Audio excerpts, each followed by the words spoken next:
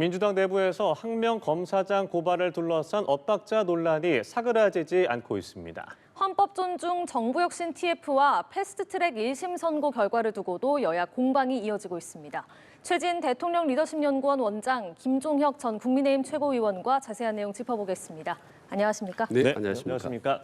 네, 이재명 대통령 이 중동, 아프리카 4개국 순방 중에 남아프리카 공화국에 도착을 했습니다. G20 정상회의에 참석을 하게 되는데요. 올해 마지막 다자 외교 일정이 될 것으로 보이고 또 아프리카에서 처음 열리는 G20 정상회의라는 점에서도 주목이 되고 있습니다. 이 대통령의 이번 G20 정상회의 어떤 점을 좀 주목하면 좋을까요? 지금 세계 주요 국가 20여 개국 모이는데 이번에 이제 국민들께서 아실지 모르겠지만 빅3, 그러니까 미국, 중국, 러시아 정상들이 불참합니다. 네. 그 어떻게 보면 이제 알맹이가 좀 빠졌다고 할까요? 그런데 중요한 건 이제 유럽 국가들, 미국이나 프랑스는 아니 독일, 프랑스, 이태리 이런 이제 유럽 국가들이 과연 관세 압박을 가했던 미국에 대한 어떤 입장을 표명을 할지가 상당히 중요한 관전 포인트라고 하나 보고요. 네. 개인적으로 저를 바라는 건 이제 사실 이재명 대통령 이번 이제 연설에서 AI 기본 사회라는 부분을 강조할 예정인데 저는 개인적으로 거기에 이제 부탁드리고 싶은 거는 지금 우리 제조업이 많이 어렵지 않습니까? 그래서 이번에 이제 참석하는 국가 중에 이제 남미 국가라는 중동 국가들이 많이 참석합니다. 특히 이제 믹타 5국이라고 해서 우리나라가 참여하고 이제 튀르키예, 그다음 멕시코. 그다음에 인도네시아, 호주 이렇게 예. 5나라인데 이 나라와 이제 이재명 대통령 정상회담을 하는데 이런 데서 이를테면 에너지, 제조 분야에 대해서 집중적인 관심을 갖고 좀 뭔가 성과를 가져갔으면 좋겠다라는 개인적인 바람을 말씀드립니다. 예, 경제와 뭐 안보와 관련해서도 여러 가지 이야기가 나올 것 같은데요. 어떤 점을 좀 주목하십니까? 아니 저는 뭐 최 원장님 말씀에 대부분 다 동의하고요. 근데 사실 이제 김이 좀 빠져 있잖아요. 강대국들이 다 빠져버렸고 그리고 아프리카에서 열리는데 주제가 연대 평등 지속 가능성이에요. 굉장히 추상적이잖아요. 뭐 이런 주제를 가지고서 뭐 구체적인 성과를 낼 수 있을까? 뭐 그거보다는 그냥 다른 나라 정상들과 얼굴을 익히고 그다음 네. 친밀도를 강화를 해서 특히 아프리카 같은 경우는 중국이 거의 휩쓸고 있지 않습니까? 그러니까 그런 면에서는 우리의 어떤 진출 가능성 이런 것들을 좀 타진해 보는 그런 정도지 뭐 여기서 큰 성과를 기대하기는 쉽지 않을 것 같다라는 생각을 합니다. 네, 알겠습니다. 자, 국내 정치권 상황 짚어보도록 하겠습니다. 패스트트랙 1심 판결을 두고 민주당은 솜방망이 처벌이라면서 재판부를 비판한 반면 국민의힘은 검찰 기소가 무리였다면서 정반대 입장을 보이고 있습니다. 여야의 입장 우선 들어보시겠습니다. 개선 장군인 양 떵떵거리고 있습니다. 검찰은 구형량도 무시한 1심 판결에 대검 예규에 따라서 즉각 항소하기 바랍니다. 민주당의 의회 폭거에 맞서 일방적 국회 은용을 저지하고 헌정을 지키는 과정에서 발생한 불가피한 항거였음을 법원이 인정한 것입니다. 예, 들으신 것처럼 여야의 입장이 정반대로 좀 갈렸습니다. 민주당은 의원직 유지형에 대해서 좀 솜방망이 처벌이다 이렇게 아쉽다고 표하고 있고 특히 전현희 의원은 들으신 것처럼 좀 대장동 항소 포기 맥락에서 검찰이 항소를 해야 된다 이렇게 주장을 하고 있는데 어떻게 보십니까? 참 사법부 판결을 보면은 정치권은 너무 눈치 보기를 좀 심하게 하지 않는가라는 생각이 들어요. 사실 우선 6년 넘게 가까이 시간 끈 것도 그렇고 이번에 1심 판결 결과도 보면은 유죄는 유죄인데 솜방망이 아주 애매모호한 어떻게 보면 절묘한 판결을 했는데 말하자면 여당에도 야당에도 동시에 환심을 사기 위한 그런 판결을 하지 않았나라는 의혹을 가질 정도로 좀 묘한 판결을 했는데 검찰 입장에서 보면 만약에 이번에 이제 항소를 과거의 관례대로 하게 되면 여당이 이제 가만히 있지 않겠습니까? 상당히 비판하는데 만약에 지난번에 항소를 포기했기 때문에 이번에는 항소를 포기하게 되면 이번에는 또 이제 야당이 또 난리를 하겠죠. 여당이 난리를 하겠죠. 그러니까 여야 입장이 좀 바뀐 겁니다. 제 말도 지금 꼬였듯이 예, 이번에는 항소를 포기를 하게 되면 이제는 여당이 민주당이 이제 더 이제 화를 하겠죠. 그래서 검찰은 지난번에 항소를 포기를 했으면 또 포기를 해야 되는 건지 아니면 계속 해야 되는 건지 저는 여야 정치권이 상당히 눈치를 저는 보고 있다고 봐요. 저는 그래서 결론은 사법부든 검찰이든 제발 좀 정치권 눈치를 너무 보지 말고 좀 최소한 국민적 상식에 맞게 소신 있는 판결을 해야 결국 궁극적으로 그게 정치권으로 독립할 수 있다라는 거죠. 이렇게 정치권 눈치면 볼수록 사법개혁이라든지 검찰청 폐지라는 이런 논란에 스스로 자업자득일 수밖에 없다라는 말씀 드립니다. 예. 예, 국민의힘은 무죄가 아닌 게 아쉽다 이런 입장인데 한준호 의원도 나 의원 항소하셔라 이렇게 주장을 했는데 나 의원은 좀 고민해보겠다고 했잖아요. 항소 여부 어떻게 전망하십니까? 글쎄요, 이제 본인들이 항소하지 않고 싶겠죠. 근데 아마 검찰이 항소할 겁니다. 네. 검찰이 항소한 걸로 보이는데 첫째는 이제 법원이 판결을 보면 앞에서 굉장히 준엄하게 꾸짖으셨잖아요. 와, 민주주의 다 유죄다. 뭐 이렇게 얘기를 했는데 그다음에 이제 결과적으로는 상당히 이제 톤 다운 시켜서 구형량보다 훨씬 낮은 판결을 했습니다. 근데 제가 묻고 싶은 것은 사법부가 그렇게 입법부에 대해서 입법부가 잘못한 건 분명히 맞죠. 근데 그렇게 비판하셨는데 그 사법부는 그동안 뭐 하셨습니까? 이게 5년씩 끄는 재판입니까 이게? 아니 왜 그렇게 5년 동안 질질 끌면서 사회를 시끄럽게 만들어 놓냐고요. 지체된 정의는 정의가 아니라고 하는 얘기가 있지 않습니까? 이재명 대통령의 선거도 마찬가지예요. 그 이전에 선거법 같은 거 미리 다 결정을 했으면은 이렇게까지 나라가 뒤집히지는 않았을 겁니다. 사법부가 제대로 제 역할을 하지 않아서 그래서 우리 사회가 복잡하게 된 것도 굉장히 많아요. 이건 사법부가 다른 분들을 비판하기 앞서서 사법부 스스로 비판해야 될 부분이 있다라는 생각이 하나 들고요. 양당에서 하는 얘기 보면 다 웃기지 않습니까, 솔직히? 아니 전현희 최고위원이 말이야 즉각 항소하기 바랍니다. 대장동 때는 항소하지 않은 게 잘 된 거고 항소 남발이 유감이라면서요.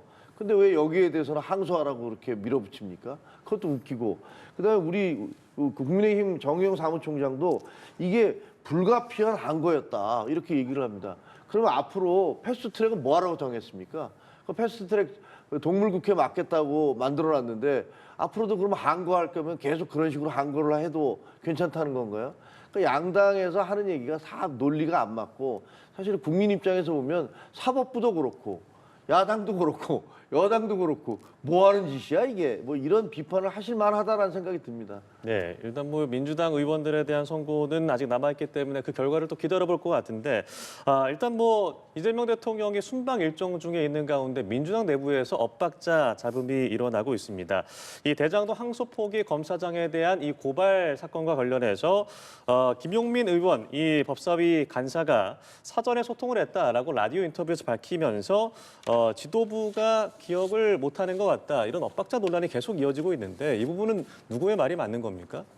그러니까 일단 김병기 원내대표가 뒷감당하라. 예. 그러니까 뒷감당 걱정 마라. 이런 말들을 대화를 보면은 민주당 내부에 강경파, 온건파의 어떤 갈등이 상당히 곳곳에 드러나고 있고 지금도 계속되고 있구나라는 걱정을 하게 됩니다.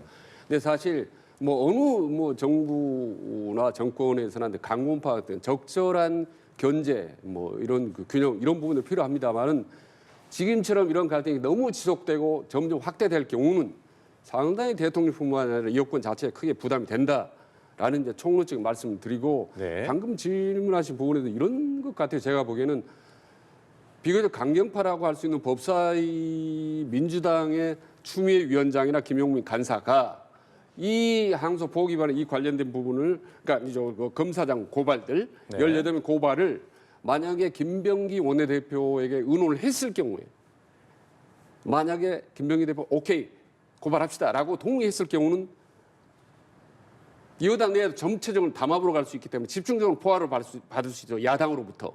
네. 그렇죠? 이런 게 부담이 될 수 있고 만약에 김병기 원내대표 의논을 했는데 노 검사를 고발하지 맙시다라고 할 경우는 그럼 또 이제 민주당 법사위원들에서 애매모호하잖아요. 그러니까 김병기 원내대표 의논해서 오케이를 해도 노를 해도 상당히 애매모호한 입장이란 말입니다. 그럴 바에는 차라리 우리 법사위가 모든 걸 좀 부담을 감수하고 그냥 밀어붙이자라고 저는 한 것 같습니다. 다만 이제 왜 너희들만 밀어붙이냐 법사위 강사가 너무 강경파다라고 몰아붙이니 사실은 우리가 의논을 했다라고 이제 정성호 법무부 장관을 얘기하고 나온 건데 어쨌든 결론은 법사위를 중시하는 민주당 의원들이 비교적 강성파이다. 거기다가 당내 김병기 원내대표를 중심으로 온건파하고 자꾸 갈등을 빚는 것은 절대 바람직하지 못하다라는 걸 말씀드립니다. 예, 뭐 김용민 의원은 뭐 최대한 당내 잡음 갈등으로 비춰지는 것에 좀 조심스러운 말을 연이어 하기도 했었는데 이제 이재명 정부 출범한 지 이제 5개월 됐잖아요. 이런 상황들 좀 어떻게 보세요? 봉숭아학당이죠, 뭐. 또 제가 보기에는 이렇게 집권 초기에 그 집권당 내부에서 잡음이 일어나는 거는 저도 몇십 년 동안 기자 생활했습니다. 처음 봤습니다. 예. 아니 18명이나 되는 검사장을 경찰에다 고발을 한 거 아닙니까? 이 사람들 다 차관급이에요. 차관 18명을 예를 들어서 고발을 했어, 경찰에다. 근데 그거를 그 당내 원내대표와 아무런 상의를 하지 않고 법사위에서 자기 마음대로 했다? 그럼 이게 대통령하고 상의를 했나? 대통령실하고는? 예를 들어서 그 집권 여당이 같이 움직이잖아요. 그런 거 보면은 야 그냥 자기들은 멋대로 가는구나라는 생각이 들어요. 그러니까 당장 뭐 원내대표가 너 뒷감당할 수 있어?라고 얘기하니까 걱정 마 이렇게 나오고 있는 거 아닙니까? 너 상관하지 마 우리가 알아서 할게 이런 얘기예요. 이렇게까지 갈등이 빚어진 걸 본 적이 없는데 문제는 이게 첫 번째가 아니라는 거예요. 그 이전에 오죽하면 대통령 비서실장이 나와서 대통령 좀 정쟁에 끌어들이지 마라고 공식 기자회견을 했어요. 이것도 정말 역대 있어 본 적이 없는 일이거든요. 그런가 하면 또 조의대 청문회 관련하고 재판중단법 이런 것과 관련해서 네. 김병기 원내대표와 정청래 대표가 서로 야 뭐야 저 가서 물어봐 기자들한테 앞에서 그 사람한테 물어봐 뭐 이런 식의 얘기들을 했지 않습니까? 이 집권당 내에서 이렇게 혼란스럽고 서로 손가락질하고 충돌하는 것들을 본 적이 없어서 이거 왜 이러지? 이거 보면 국민들이 다 불안하잖아요. 좀 집권당 왜 저래? 라는 생각이 들 것 같은데 거기에는 제가 보기에는 가장 문제가 되는 건 역시 법사위의 추미애 법사위원장의 법사위가 너무 그냥 칼춤을 추고 있다. 자기들 멋대로 달려가고 있다. 그런 것들에서 많은 문제점들이 야기되고 있다 이렇게 생각이 됩니다. 김용민 간사가 원내 지도부와 소통을 했는데 좀 기억을 못하실 가능성도 있는 것 같다 이렇게 얘기를 했지만 이제 정성호 법무부 장관과는 좀 소통을 했다면서 좀 구체적으로 얘기를 했단 말이죠. 뭐 고발한 다음에 협조하겠다 이런 답까지 들었다 이렇게 얘기를 했는데 국민의힘에서는 이 부분을 좀 크게 문제 삼고 있는 것 같아요. 아니 정성호 법무부 장관은 검사들의 대변인이 돼야 되는 사람 아닙니까? 장관이 막아줘야 되는 거 아니에요? 자기 수하들이잖아요. 그런데 자기 수하들 차관급 18명을 경찰에 고발하는데 그거를 법무부 장관이 오케이를 했다면 법무부 장관 자격이 없는 거죠.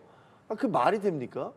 그리고 만약에 그렇다면 자기부터 옷 벗어야 돼요. 자기 밑에 있는 18명이나 되는 차관급 사람들을 제대로 예를 들면 지휘하지 못해서 이 사람들이 다 고발당하는 상태까지 되면 그런 무능한 장관이 왜 있어야 되는 겁니까?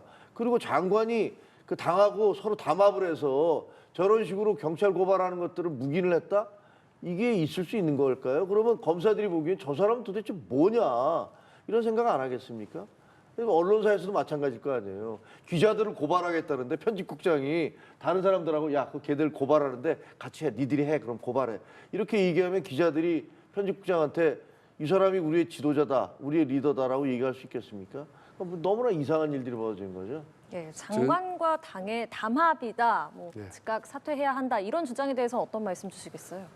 그러니까 방금 이제 김정혁 그 최고위원 말씀하고 이제 좀 결이 좀 다른데 저는 일부 검사의 반발이나 공개 이의제기가 아니라 검사장 18명 그 연판장 돌리듯이 연기명에서 반발하는 거는 이건 집단 항명이라고 지난번에 말씀드렸고 이 부분은 적당히 무마할 수는 없는 겁니다. 사실은 조무 장관으로서 분명히 이 부분에 어떤 형식으로 정리를 해야 되는 거고 다만 모르겠습니다. 이 김용민 의원이 왜 검사장을 누굽니까? 정성호 장관하고 아마 소통을 했다는 걸 공개한 거는 적절치는 않다고 봐요. 왜 이렇게 독단로 하냐 하던가 불쑥해서는 안 될 말을 한 것 같은데 모르겠습니다. 만약에 정성호 법무부 장관에 물어보면 아니 저는 뭐 물어오길래 의례적으로 알겠습니다. 뭐 고소하면 제가 돕겠습니다라고 의례적으로 얘기를 했다고 할 수도 있습니다.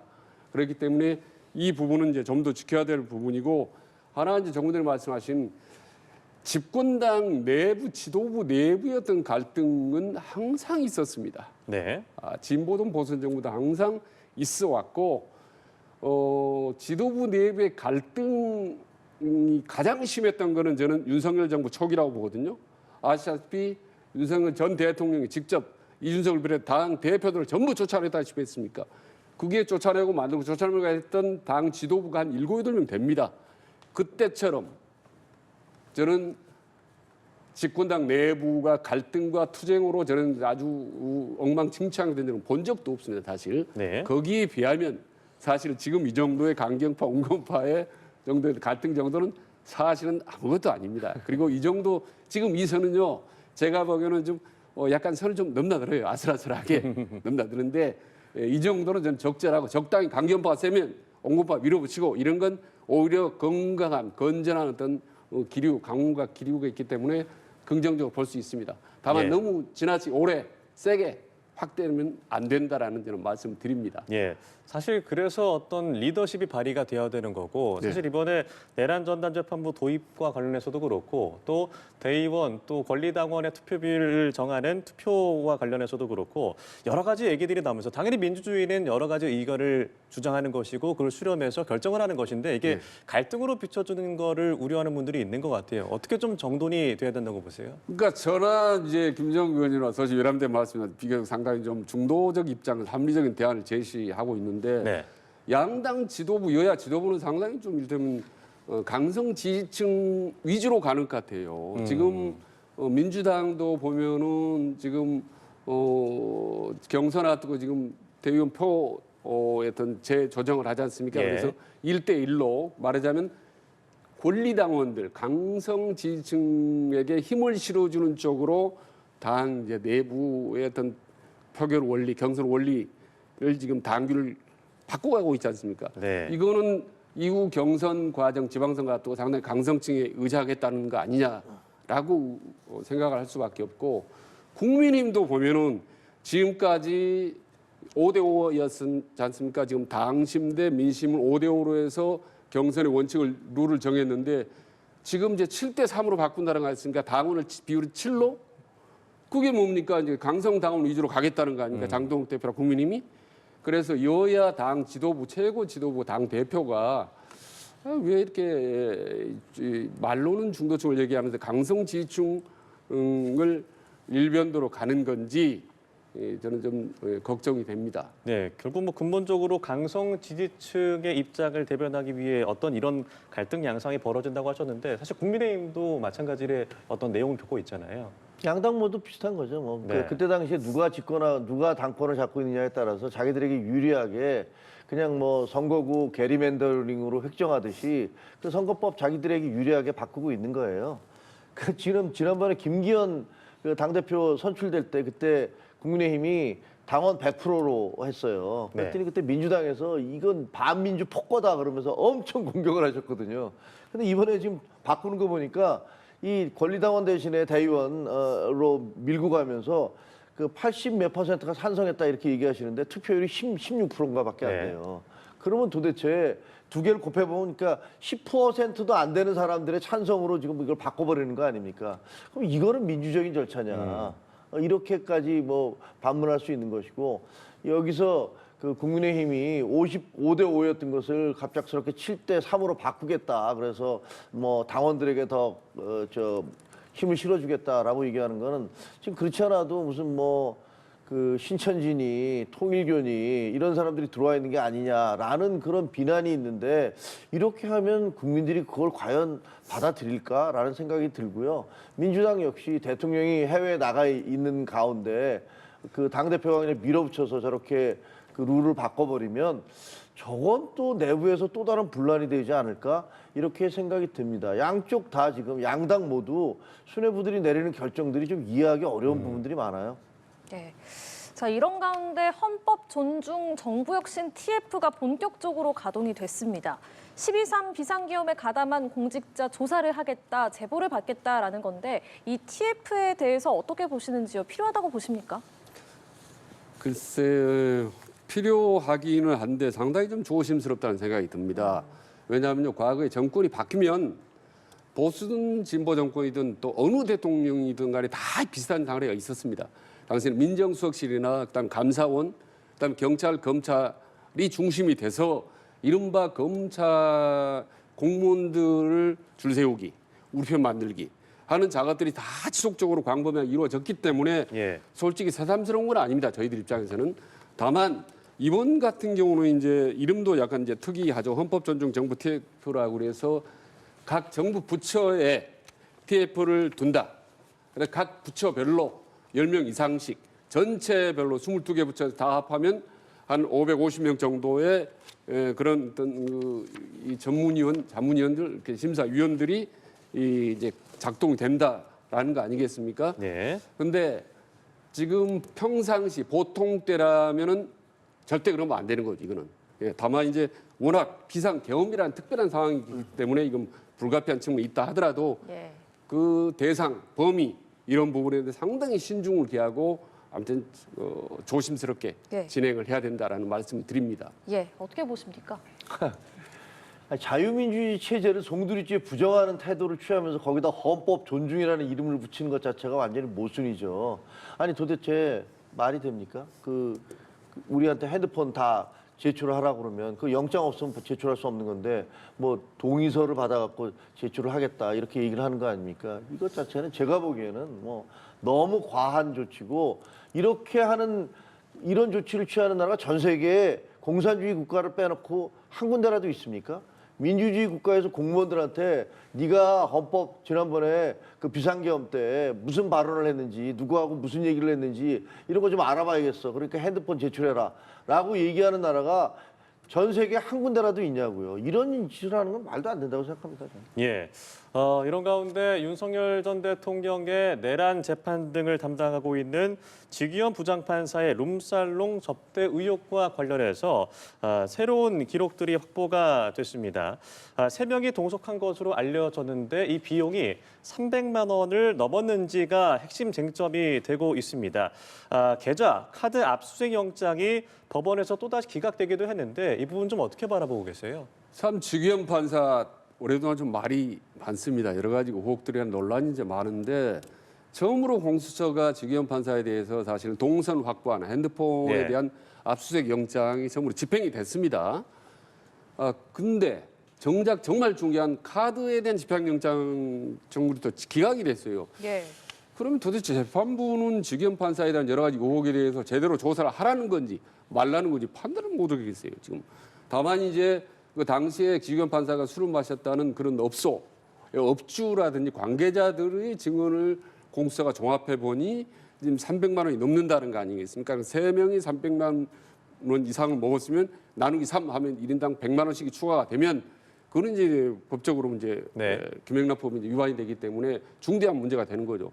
다만 지기현 판사가 이제 끝까지 있는가 중간에 갔다면 그것도 새로 계산해 봐야 됩니다. 그리고 제대로 100만 원 해당되는 건지 이제 복잡한 상황이 있는데 어쨌든 차제에 이 지기현 판사에 대한 여러 가지 논란이 많기 때문에 이번 네. 공수처에 대해서 확실하게 이 부분이든 제대로 진상을 좀 파악했으면 좋겠다라는 게 개인적인 생각입니다. 예, 지기현 부장판사의 룸살롱 접대 의혹이 계속해서 불거지고 있습니다. 어떻게 보세요? 그 지기현 판사에 대해서는 철저히 조사해야 된다고 생각해요. 네. 그리고 그 사람이 만약에 국민들에게 거짓말을 했다면 거기에 대해 책임을 져야 된다라는 기본 입장은 갖고 있습니다. 그런데 문제는 지금 현재 이게 그냥 뭐 진상규명이 아니라 재판을 하고 있는 판사잖아요. 지금 현재 이제 그 윤석열 전 대통령에 대해서 네. 재판을 하고 있는데 지금 공수처나 민주당이 하고 있는 행위는 재판을 하고 있는 이 판사에 대해서 압박을 가해서 우리가 원하는 결과를 얻어내겠다라는 식의 태도로 보인다는 거예요. 지기현 판사 감싸고 싶은 생각 전혀 없습니다. 네. 구속 취소도 저는 잘못했다고 생각하고 판사 그 재판 진행하는 것도 저게 무슨 재판 진행이야라는 생각이 들 정도가 많아요. 근데 그렇다고 그래서 현재 이 사람이 담당하고 재판을 진행하고 있는데 계속 옆에서 압박을 가하는 모양새를 보이면 그러면 사람들이 보기에 야 저거는 부당하네라는 생각이 들 거예요. 그러니까 지기현 판사의 행위는 그것대로 책임을 져야 되지만 재판을 진행하고 있는 현직 판사를 계속 저런 식으로 그 압력을 가하는 것은 이것은 제가 보기엔 정상적인 민주국가에서 있을 수 없는 일 같다라는 느낌이 듭니다. 예, 알겠습니다. 오늘 두 분과는 여기서 인사 나누도록 하겠습니다. 고맙습니다. 네, 고맙습니다. 고맙습니다.